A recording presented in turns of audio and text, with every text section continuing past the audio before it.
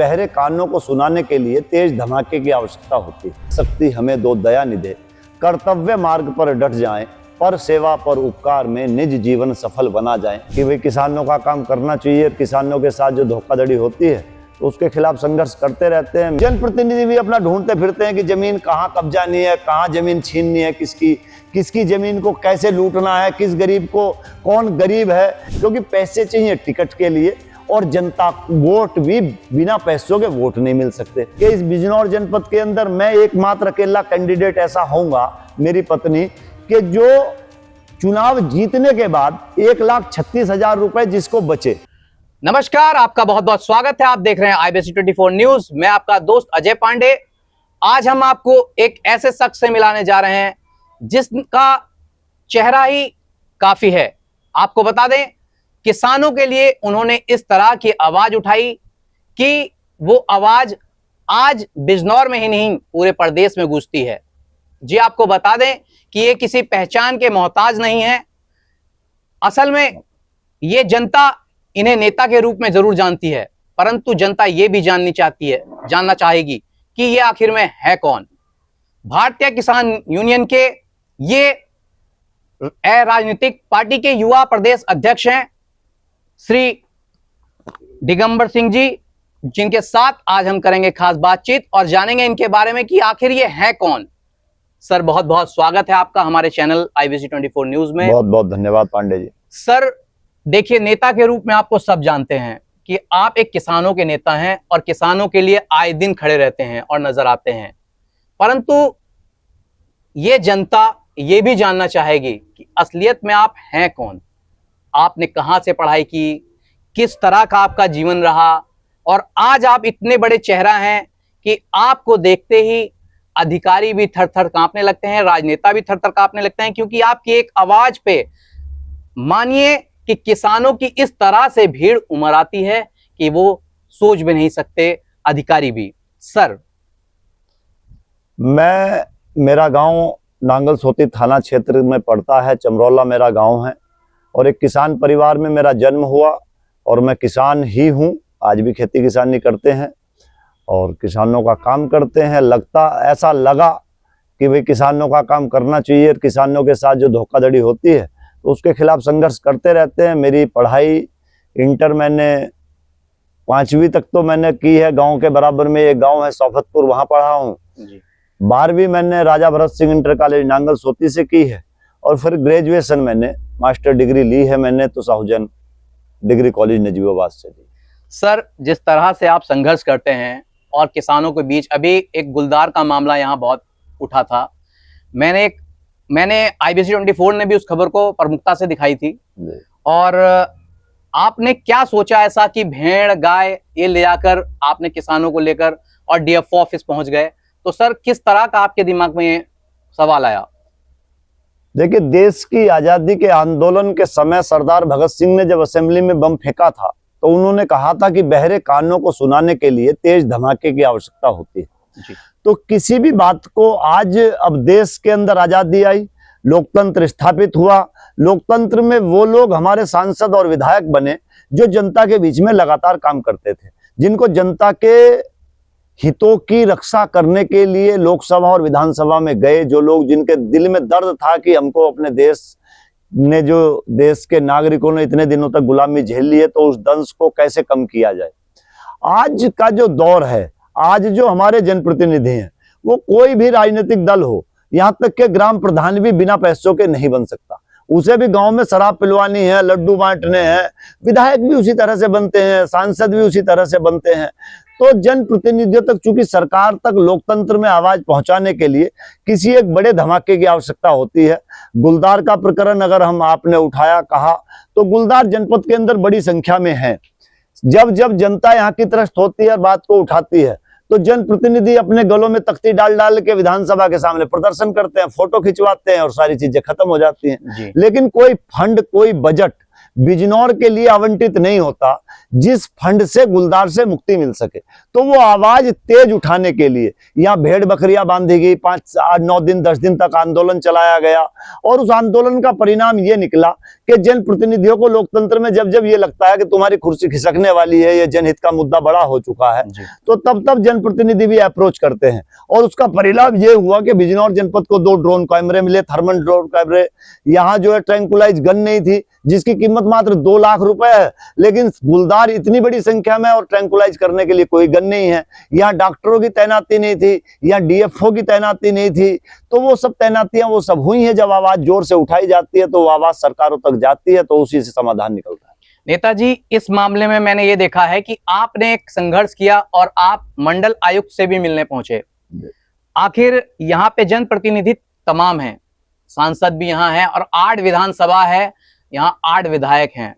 उसके बाद भी सर आपने इस तरह का क्या सोचा कि आप मंडल आयुक्त से मिलने गए और आपने वन विभाग टीम की आंखें खोली? मतलब क्या आप किस तरह से सोचकर आपके दिमाग में क्या विचार आया कि आपने इन लोग, ये जो जिस तरह से जनप्रतिनिधि हैं, इन लोगों ने ये बात नहीं सोची और आपने सोच लिया? देखिए, हर आदमी का अपना अपना विजन है, लक्ष्य है कोई ना कोई। जब हम समाज के अंदर हमने जन्म लिया और पहले दिन से जब हम स्कूल गए तो हमने एक कविता वहां हम गाते थे कि वह शक्ति हमें दो दया निधे, कर्तव्य मार्ग पर डट जाएं, पर सेवा पर उपकार में निज जीवन सफल बना जाएं।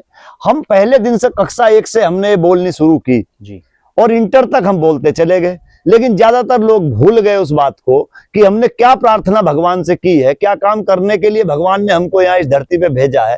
केवल पेट भरना और अपने बच्चों का पालन पोषण करना, ये इंसानियत या इंसानी धर्म नहीं है।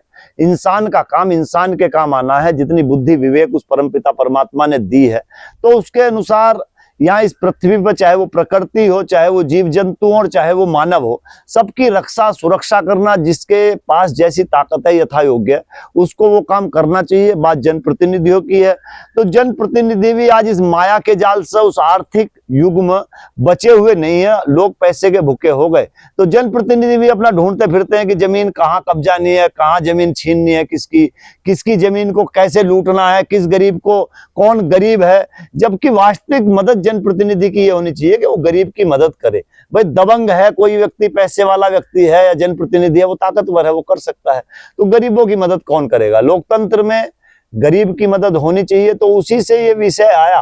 और जो जनता ने, बिजनौर के लोग हों या दूसरे जनपदों के लोग हों, भाई मैं तो धन्यवाद करना चाहूंगा बिजनौर के लोगों का कि वो हम पर भरोसा करते हैं, विश्वास करते हैं। जब जब आवश्यकता होती है तब तब 10-20 हजार लोग इकट्ठा होते हैं।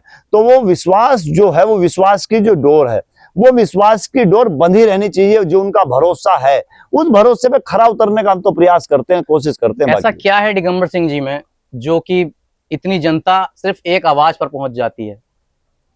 वो तो पता नहीं, कुछ परमात्मा की कृपा होगी, लोगों का भी भरोसा है कि लोग भरोसा करते हैं। हम अपनी बात जो मैं कहता हूं उस बात को पूरा करने की मैं कोशिश करता हूं इस शरीर के माध्यम से, कि वो बात जो कही है।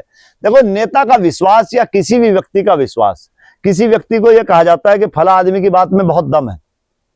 कोई दम लेके पैदा नहीं होता जी, दम यहीं पैदा किया जाता है, यहां आने के बाद। अगर आपने कोई बात कही, आप आधे घंटे बाद उस बात से अपनी पलट गए, तो बोलने से पहले सोचना समझना चाहिए। जो आपको बोलना है वो करना चाहिए। और जो जनता को भरोसा आपने दिलवाया है, उस भरोसे में खरा उतरने के लिए हमारे कर्म ही भरोसा पैदा करते हैं। तो परमात्मा ने वो ताकत दी है या दे रहा है, या हमारे परिवार के वो संस्कार हैं कि लोग हम पे भरोसा करते हैं। तो हम उस विश्वास को, कोशिश ये है कि वो भरोसा ना टूटे। नेताजी, क्या आप किसानों के ही नेता रहेंगे या कभी आपको जनप्रतिनिधि बनने का कोई मौका मिलेगा, राजनीतिक कहीं आपको मौका मिलेगा चुनाव वगैरह लड़ने का, तो क्या आप लड़ेंगे? देखो, आज के समय में ताकत की अगर हम बात करें, बड़ा काम करने की अगर बात करें, तो ताकत लोकतंत्र में है, जनप्रतिनिधियों के अंदर ताकत है। लेकिन आज के माहौल में मुझे नहीं लगता सबसे ज्यादा आवश्यकता अगर कोई है किसी चीज की। देखो, जनप्रतिनिधि बनने का सपना है, जनप्रतिनिधि बनने का मुझ जैसे आदमी को तो तब सोचना चाहिए कि जब मुझे जनप्रतिनिधि बन के भी जनता का ही काम करना है। लेकिन आज समाज को जो आवश्यकता है, हर गांव के अंदर आज का नौजवान नशे में जिस तरह से चला गया, तो इस समाज के निर्माण के लिए, समाज का निर्माण कभी सरकारों ने नहीं किया, सामाजिक लोगों ने किया।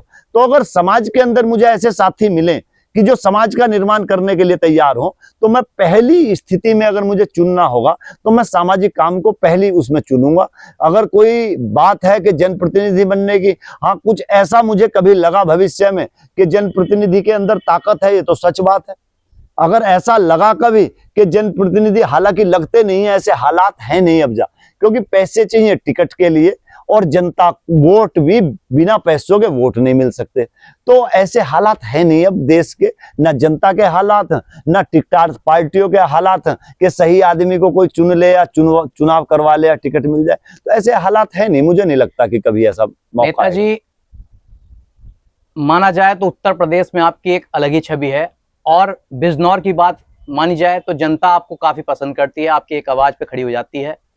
तो क्या लगता है कि अगर फिर भी जनता चाहे कि आप खड़े हों तो क्या आप खड़े होंगे? जनता का निर्णय सदैव सर्वोपरि होता है। भाई जनता ने पिछली बार चाहा कि आपको जिला पंचायत के चुनाव में लड़ना है, तो हम तो नहीं लड़े, लेकिन हमने अपनी पत्नी को चुनाव लड़ाया और लोगों का ये प्यार भी रहा, सहयोग भी रहा कि इस बिजनौर जनपद के अंदर मैं एकमात्र अकेला कैंडिडेट ऐसा होऊंगा, मेरी पत्नी, कि जो चुनाव जीतने के बाद 1,36,000 रुपए जिसको बचे, जनता ने सहयोग किया।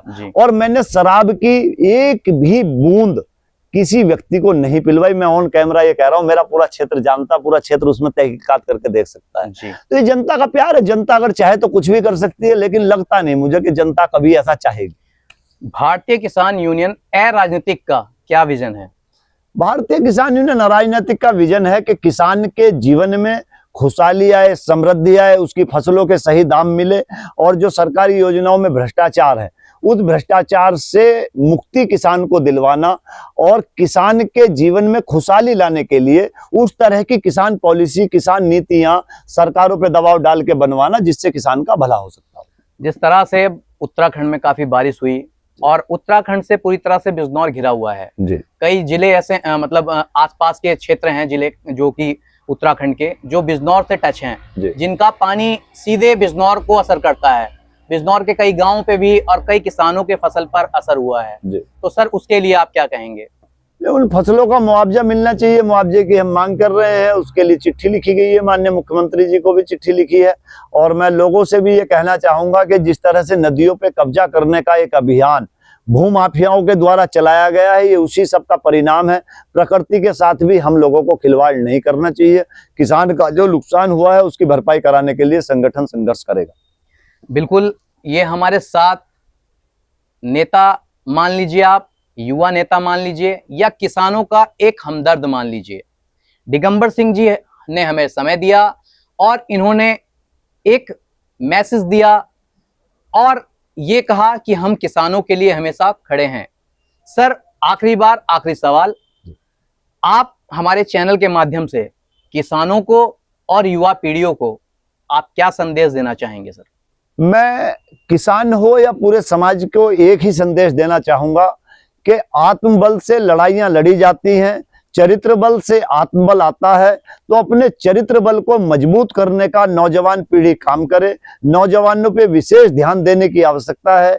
आज बिजनौर जैसे जनपद के अंदर ड्रग्स जैसे नशे आए हैं, तो बिजनौर जैसे जनपद के अंदर अगर ड्रग्स जैसे नशे आए हैं तो नौजवान किस तरफ जाएगा, आने वाली पीढ़ी का क्या होगा, ये एक सोचने का विषय है। और प्रत्येक दिन बिजनौर में जिस तरह से एक नौजवान आत्महत्या कर रहा है, तो ये कायरता का काम है। कायरता का काम कभी नहीं करना चाहिए, बहादुरी के साथ संघर्ष करना चाहिए। और इस जीवन में जब हम आए हैं, इस संसार में परमात्मा ने कुछ ना कुछ काम करने के लिए हमको यहाँ भेजा है। जिस काम के लिए हमको भेजा है, संघर्ष ही जीवन है। अगर सुख है तो दुख भी है, जोड़ा है जोड़े से व्यक्ति रहता है। अगर अच्छा समय है तो खराब समय भी आएगा। जब खराब समय है उसमें आपको धैर्य के साथ लड़ना चाहिए, अच्छा समय का इंतजार करना चाहिए। और परिस्थितियां बदलती रहती हैं और संघर्ष करना चाहिए। कहीं भी कहीं किसी व्यक्ति को कोई परेशानी है तो हम सदैव उसके साथ हर परेशानी में साथ खड़े हैं। आत्महत्या जैसा कदम और नशे की तरफ जाने की आवश्यकता नहीं है। अपने चरित्र बल को मजबूत रखते हुए, अपने आत्मबल को मजबूत रखते हुए एक सुंदर बिजनौर, एक मजबूत बिजनौर, एक अच्छा बिजनौर, एक ऐसा समृद्धशाली बिजनौर और ऐसे देश का, ऐसे राष्ट्र का निर्माण करने के लिए नौजवानों को काम करना चाहिए कि जिसपे सब लोगों को गर्व हो और हमारी आने वाली पीढ़ियां मजबूत हो। धन्यवाद। बिल्कुल, ये हमारे साथ किसान नेता दिगंबर सिंह मौजूद थे। हमारा एक प्रयास था कि आखिर हम लोगों को, अपने दर्शकों को, वह किसान जो हैं उन्हें हम ये दिखा पाएं कि आखिर में दिगंबर सिंह जी हैं कौन।